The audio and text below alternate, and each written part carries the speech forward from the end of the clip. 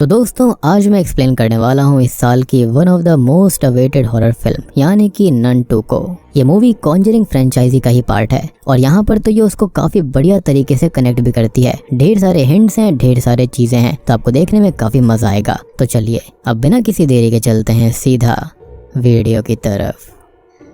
तो मूवी की शुरुआत होती है टैबस्कॉन 1956 फ्रांस में, यानी कि 1952 के इवेंट्स के 4 साल बाद, जहां पर हम एक चर्च को देखते हैं जहां एक बच्चा जैक होता है जो कि रेगुलरली चर्च जाया करता था और फादर के कामों में हाथ बटाता। यहाँ पर ये फादर काफी जरूरी थे और किसी खास मकसद से यहाँ पर थे। खैर आज के मास के बाद वो अपना काम खत्म कर रहा होता है और यहाँ पर वाइन को नीचे रखने जा रहा होता है कि तभी उसे किसी की हलचल का एहसास होता है, जिसको वो चेक करता है तो उसे काफी भयानक आवाज सुनाई देती है। अब वो फादर को बुलाने जाता है और तभी फादर वहां पर आते हैं और जब वो दोनों चेक करते हैं तो वहां पर उन्हें होली वाटर बहुत ही तेजी से उबलता हुआ दिखाई देता है जो कि भाप बनकर उड़ जाता है और उसी के पीछे ही हम किसी शैडो को देख पाते हैं जहां पर बहुत ही खौफनाक मंजर हमको दिखता है और इसको हम अच्छे से जानते हैं। ये कोई और नहीं बल्कि नन यानी कि डीमन वैलक होता है और ये फादर को बड़ी बेरहमी से हवा में उड़ाता है और उनको जिंदा जलाकर खत्म कर देता है। और यहाँ पर आप सोच रहे होंगे कि रैंडमली वैलक ऐसे ही सबको मार रही है, लेकिन यहाँ पर ऐसा बिल्कुल नहीं था। वैलक का एक बहुत ही खतरनाक मकसद था। डीमन वैलक का यहाँ पर एक बहुत ही भयानक मकसद था इसके पीछे। खैर इसी के साथ में उस चर्च के टॉप फ्लोर पर हम नन को देखते हैं और नीचे एक व्यक्ति अपना बैग लेकर वहां से बाहर आता हुआ नजर आता है, यानी कि ये आदमी और वैलक यहाँ पर जुड़े हुए थे। खैर अब सीन यहाँ से शिफ्ट होता है और हमें दिखाया जाता है सिस्टर आयरीन को, जो कि अब किसी चर्च में रहती है। और जैसा कि मैंने बताया कि नन के इवेंट्स के बाद कहानी 4 साल आगे जा चुकी है और यहाँ पर किसी को सिस्टर आयरीन के बारे में ज्यादा नहीं पता कि उन्होंने आखिरी मूवी में वैलक से लड़ाई करी थी, बल्कि सब यही जानते हैं कि वो जो कोई भी सिस्टर थी वो कहीं दूर चली गई थी या फिर पागल हो गई थी। खैर अब आयरीन यहाँ पर अच्छी खासी लाइफ को बिता रही होती है और गॉड की शरण में होती है। तभी यहाँ पर हमें एक नई लड़की डेबरा दिखाई जाती है जिसका इंटरेस्ट यहाँ पर नन बनने में और गॉड की तरफ काफी कम होता है। अब वो दोनों बात करती हैं जहाँ पर डेबरा अपने बारे में बताती है कि उसके फादर ने उसे यहाँ पर भेज दिया क्योंकि उसके भाई देश सेवा के लिए गए हैं, तो फादर ने उसको गॉड की सेवा के लिए भेज दिया है, जिस पर ये दोनों थोड़ा सा मजाक करती हैं। सिस्टर आयरीन अपने बारे में बताती हैं कि उसके फादर ने उसको यहाँ भेजा था और वो उसे उतना खास पसंद नहीं करते थे। इवन वो उसकी मदर को भी पसंद नहीं करते थे और उसे अपनी माँ के बारे में ज्यादा कुछ याद नहीं है, बस छोटी मोटी झलकियाँ याद हैं और इन झलकियों में हम उसकी माँ को भी देख पाते हैं। और ना पसंद करने का रीजन यही था कि यहाँ पर जो इनको विजन्स वगैरह आते हैं वो सबको झूठ लगते थे। खैर यहाँ पर अब चर्च में आखिरी मूवी के हादसों के बारे में चर्चा हो रही थी, लेकिन किसी को ये नहीं पता था कि वो नन खुद सिस्टर आयरीन थी। इनफैक्ट वो खुद इन चीजों से दूर रहना चाहती थी क्योंकि भले ही वो इविल को हराने में कामयाब हो गई, लेकिन हम जानते हैं कि हर इंसान के अंदर डर होता है जो कि उसके अंदर घर कर चुका था। खैर तभी यहाँ पर मूवी का सीन थोड़ा सा शिफ्ट होकर फ्रांस के अंदर एक बोर्डिंग स्कूल की तरफ जाता है जहाँ पर आखिरी मूवी का फ्रेंची या फिर मॉरिस काम कर रहा था और स्कूल को मैडम लॉरेंटो चलाया करती थी और नेचर वाइज वो काफी एग्रेसिव होती है मॉरिस के साथ में, जिसके पीछे एक रीजन है। असल में उनका बेटा सेड्रिक यहीं पर चैपल के अंदर मारा गया था, जिसकी वजह से चैपल के अंदर जाने पर प्रतिबंध लगा हुआ था। खैर यहाँ पर सोफी नाम की एक मासूम सी लड़की भी पढ़ती है जिसकी मदर केट वहीं पर पढ़ाती हैं और मॉरिस सोफी का बहुत अच्छा दोस्त है और उसकी केट से भी अच्छी खासी बॉन्डिंग थी। वो उसकी काफी केयर भी करता है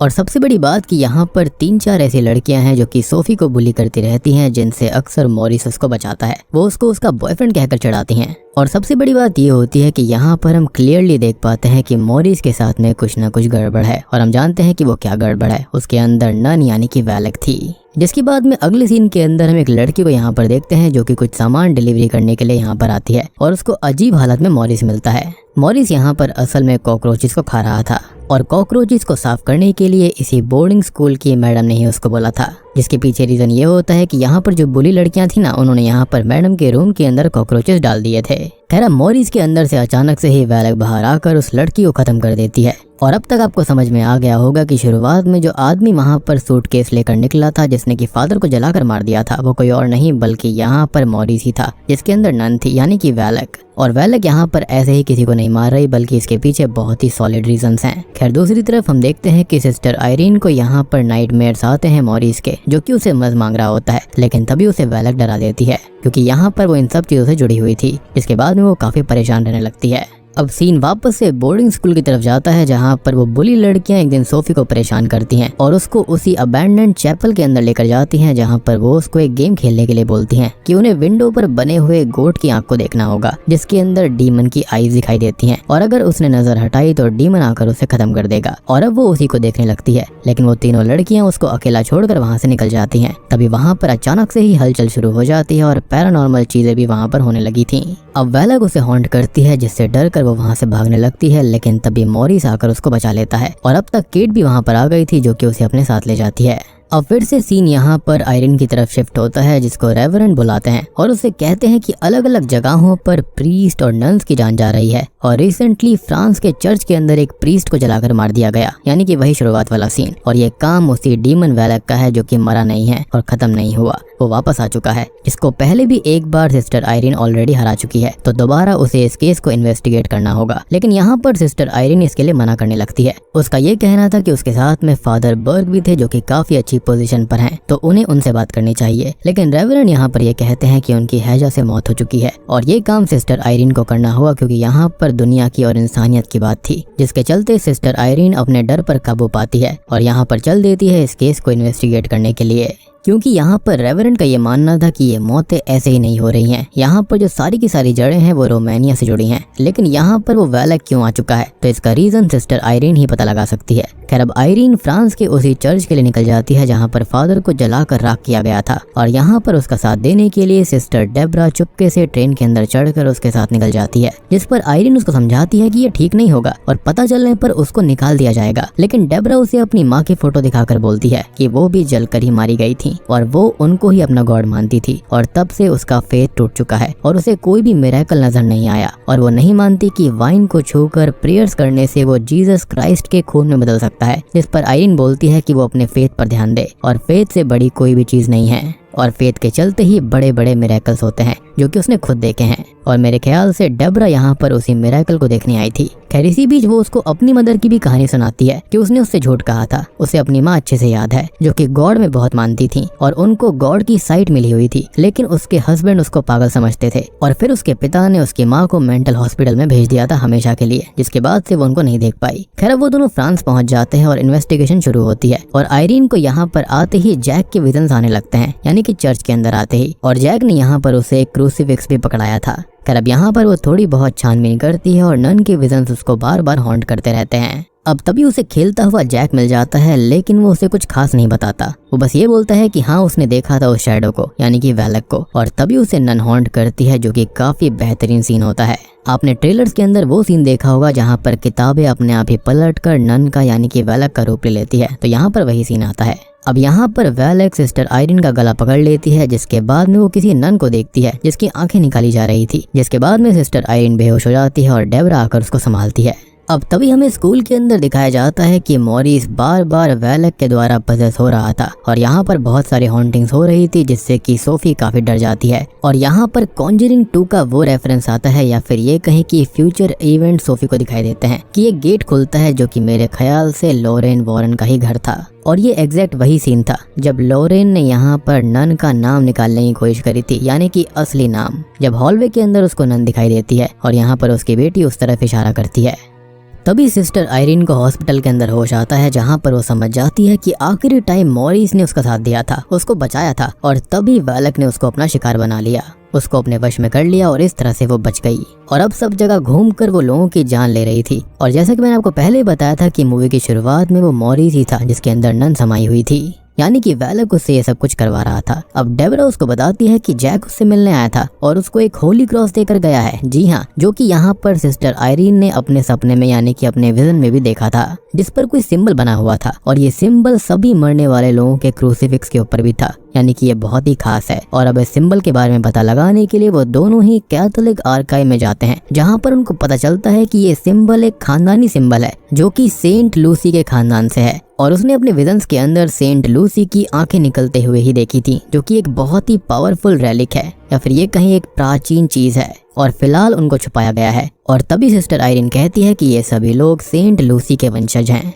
और जैसा कि मैंने कहा था कि वैलक का एक खास मकसद था इन सभी को मारने के पीछे, तो वैलक यहाँ पर उन्हीं आंखों को चाहता है, जिसके चक्कर में यहाँ पर उसने सभी खानदान वालों को खत्म कर दिया है। और वैलेक इन आंखों को चाहता क्यों है, तो इससे उसे अपनी पावर्स वापस मिल जाएंगी। लाइब्रेरियन यहाँ पर यह भी बोलता है कि वैलेक एक फरिश्ता हुआ करता था जिसको गॉड ने निकाल कर उससे उसकी पावर छीन ली थी और अब वो उस रैलिक से अपनी पावर्स को रीगेन करना चाहता है। इनफैक्ट यहाँ पर लाइब्रेरियन तक भी कहता है कि उन लोगों को उसे रोकना ही होगा और अब वो उन्हें उस रैलिक की लोकेशन भी बता देता है क्योंकि यहाँ पर सारी चीजों की जानकारी उन्हें मिल सकती थी। वो बताता है कि यहाँ से कुछ ही दूर एक अबैंडन्ड चैपल के अंदर उनको दफन करा गया था, जहाँ पर शुरुआत में एक वाइन फैक्ट्री हुआ करती थी लेकिन बाद में वहाँ पर बोर्डिंग स्कूल बना दिया गया था। और तभी हम समझ पाते हैं कि कहानी कहाँ पर जुड़ रही है और मॉरिस असल में इस बोर्डिंग स्कूल के अंदर उसी रैलिक को ढूंढ रहा था, यानी कि वैलेक उसको ढूंढ रहा था, जिसके चलते उसके सामने आने वाले लोगों को वो खत्म कर रहा है। अब आयरीन और डेब्रा वहाँ के लिए तुरंत ही गाड़ी से निकल पड़ते हैं और इसी बीच हम चैपल के अंदर देखते हैं जहाँ पर स्कूल की वो जो मैडम होती हैं यानी कि प्रिंसिपल, जिसको अजीब तरह से घूमता हुआ मॉरिस मिलता है जो कि चैपल के गेट पर अपना सर मार रहा था,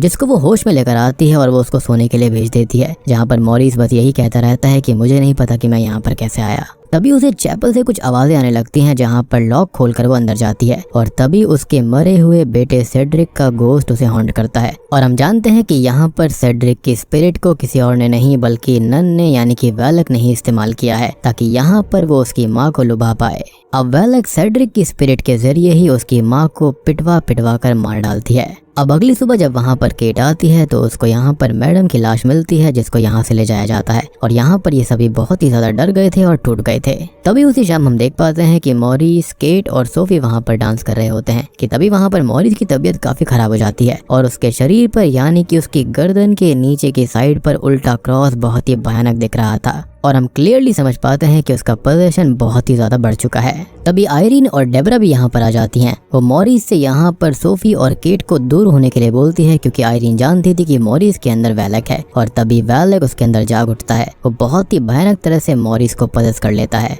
वैलेक अब आयरीन को हेलो सिस्टर कह के ग्रीट करता है, जिसके बाद में वो चैपल की तरफ निकल पड़ता है। अब चैपल की तरफ जाते हुए देखकर आयरीन उसको रोकने की कोशिश करती है लेकिन वो आयरीन को बहुत ही बुरी तरह से हर्ट कर देता है और मेरे ख्याल से यहाँ पर तो आयरीन को उठना भी नहीं चाहिए था, लेकिन यहाँ पर उसके पास में प्लॉट आर्मर होता है जिसके चलते वो उठ पड़ती है और डेब्रा भी यहाँ पर कोशिश करती है मॉरिस को रोकने के लिए लेकिन वो नहीं रुकता। तभी सिस्टर आयरीन राइट्स को पढ़ने लगती है जिसके चलते मॉरिस के अंदर का वैलेक थोड़ा सा कमजोर पड़ जाता है और डेब्रा एक चीज लेकर उसके पीछे से मारती है जिसके चलते मॉरिस बेहोश हो जाता है। वो उसको बांध कर एक जगह पर रख देते हैं ताकि यहाँ से वो निकल ना पाए और ये सारे के सारे लोग यहाँ पर चैपल के अंदर निकल पड़ते हैं ताकि उनको सेंट लूसी की आंखें मिल जाएं। अब चैपल के अंदर जाकर वो उस रैलिक को ढूंढते हैं और सोफी उन्हें वहाँ की विंडो के बारे में बताती है जो कि असल में एक मैकेनिज्म था जो कि सेंट लूसी के खानदान वालों ने ही यहाँ पर लगाया था ताकि जब भी कोई अगला उनसे रिलेटेड या फिर कोई भी जानकार आएगा उसको यहाँ पर उसकी आंखें मिल जाएंगी। सोफी बताती है कि जब भी यहाँ पर सूरज की रोशनी उस गोट पर पड़ती है तो उसकी आंखें चमकती हैं।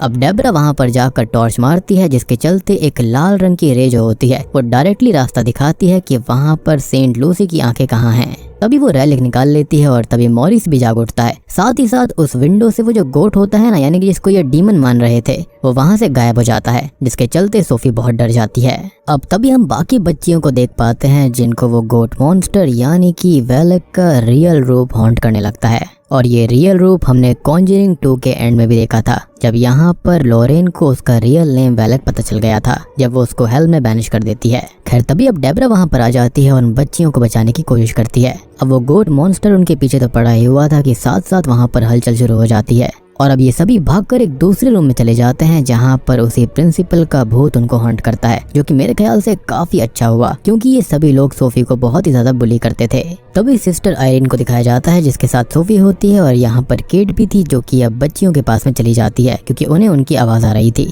तभी सिस्टर आयरीन के ऊपर हमला करने के लिए पजेस हुआ मॉरिस आ जाता है और उससे वो रैलिक लेने लगता है। वो उसको ओवरपावर कर ही रहा होता है कि तब तक सोफी उस रैलिक को लेकर भाग जाती है जो कि उस बक्से के अंदर था और इसी चीज का विजन आयरीन ने भी देखा था। इसके बाद में मॉरिस उसके पीछे पड़ जाता है। अब वो जैसे तैसे बचकर भाग रही होती है और टॉप पर पहुंच जाती है और मॉरिस उसके पीछे था और बिल्डिंग भी एक तरफ से टूटने लगती है, जिसके पीछे रीजन ये होता है कि इस डरी हुई मासूम सी सोफी के हाथ में जो रैलिक था वो एक्टिवेट होने लगता है। एक बहुत ही ब्राइट येलो लाइट उसके अंदर से निकलती है जिसकी तरफ यहाँ पर वैलेक भी नहीं आ पाता और इसी फोर्स की वजह से वहाँ पर बिल्डिंग टूट गई थी। अब मॉरिस सोफी को पकड़ने वाला होता है, लेकिन तभी आयरीन वहाँ पर आ जाती है जो कि मॉरिस को रोकती है और उस रेलिक को लेकर उसके सामने रख देती है, जिससे बहुत ही खतरनाक लाइट निकलती है जिससे कि वो तड़पने लगता है और ऐसा लगता है जिससे कि वो मारा गया है, जिससे कि सोफी और आयरीन बहुत ही ज्यादा दुखी हो जाती हैं। अब आयरीन उसकी बॉडी के पास में जाती है, लेकिन ये डीमन की एक ट्रिक होती है और फिलहाल वो जिंदा था। तभी वेलेक उस रेलिक को पकड़ लेता है और अब फाइनली वो अपनी पावर्स को ले लेता है, यानी कि जो प्योर पावर्स थी वो उसके अंदर आ जाती हैं। वो आंखें अब वेलेक के अंदर ट्रांसफर हो चुकी थी, जिसके साथ ही नन के रूप में वेलेक को पूरी पावर आ गई थी और अब वो बहुत ही भयानक और बड़े रूप में आ जाता है। साथ ही साथ हम ये देख पाते हैं कि केट के साथ में जो बच्चियां होती हैं, स्पेशली एक बच्ची जो कि सोफी को बुली किया करती थी, उसके अंदर वो मॉन्स्टर अपना नाखून गड़ा देता है, जो कि मेरे ख्याल से बहुत ही सेटिस्फाइंग चीज थी, क्योंकि उस बच्ची ने यहाँ पर सोफी को मरवाने की कोशिश करी थी। और कहते हैं ना, अपने कर्मों की सजा तो इसी धरती पर भुगतनी पड़ती है। खैर अब वेलेक इतना शक्तिशाली हो चुका था कि यहाँ पर वो आयरीन को उठाकर जलाने लगता है, जैसे कि उसने उस फादर को जलाया था। लेकिन इतने में ही उसे अपनी मदर की याद आती है। साथ ही साथ हम एक और झलक देख पाते हैं यहाँ पर लॉरेन वॉरेन की, यानी कि देख रहे हो कि यहाँ पर सारे के सारे फ्यूचर इवेंट्स दिख रहे हैं और कैसे चीजें कनेक्ट हो रही हैं। जिसके बाद सिस्टर आयरीन की, उसकी माँ की और लॉरेन वॉरेन की आंखें चमकती हैं, जिसका सिंपल सा मतलब ये था कि ये सारी की सारी वंशज हैं सेंट लूसी की। जी हाँ, और इसी तरह से यहाँ पर लॉरेन वॉरेन और आयरीन कनेक्टेड हैं। तो फिलहाल आयरीन को किसी भी रेलिक की जरूरत नहीं थी, क्योंकि उसकी आंखें ही यहाँ पर काफी हैं। उसके खुद के अंदर शक्तियाँ हैं, जिसके चलते वो आग को बुझा देती है और नन को भी हराने लगती है।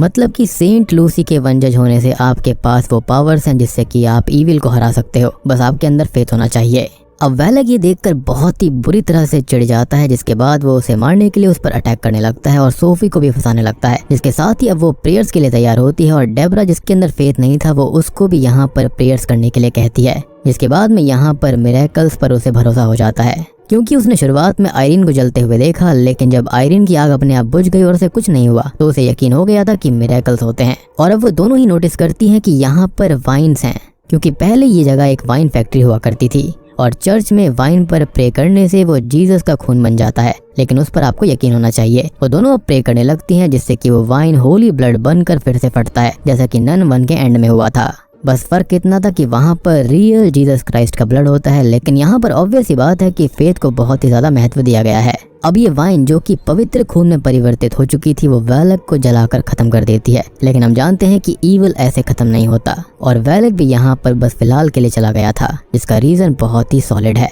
अब मूवी के एंडिंग सीन में हम देखते हैं जहाँ पर ऑलमोस्ट सब कुछ ठीक हो चुका था, लेकिन हम जानते हैं कि मॉरिस को ईविल ने नहीं छोड़ा है, क्योंकि आगे चलकर 1970s में एड और लॉरेन वॉरेन उसका एग्जॉर्सिज्म करते हैं। और सबसे बड़ी बात कि हम मॉरिस के एक्सप्रेशन से भी समझ पाते हैं और आयरीन के एक्सप्रेशन से समझ पाते हैं कि वो पक्का ठीक नहीं हुआ था, खाली फिलहाल के लिए नन को यहाँ पर सप्रेस कर दिया गया, या फिर ये भी हो सकता है वो किसी और के अंदर चली गई होगी। बट आई पर्सनली बिलीव कि यहाँ पर सिर्फ मॉरिस ही है जिसके अंदर नन रह सकती है, या फिर वेलेक, और उसका असली मकसद कुछ और नहीं बल्कि यही था कि उसको वो रेलिक चाहिए था। खैर इसके बाद में हमें एक पोस्ट क्रेडिट सीन भी दिखाया जाता है, जहाँ हम एड और लॉरेन वॉरेन को देखते हैं, जहाँ पर उन्हें चर्च से कॉल आता है, यानी कि एक और नया केस उनके पास में आ चुका था, जो कि मेरे ख्याल से यहाँ पर मॉरिस का ही होगा। तभी तो यहाँ पर सारी की सारी चीजें जुड़ेंगी और उनको एक नया एग्जॉर्सिज्म करना पड़ेगा। और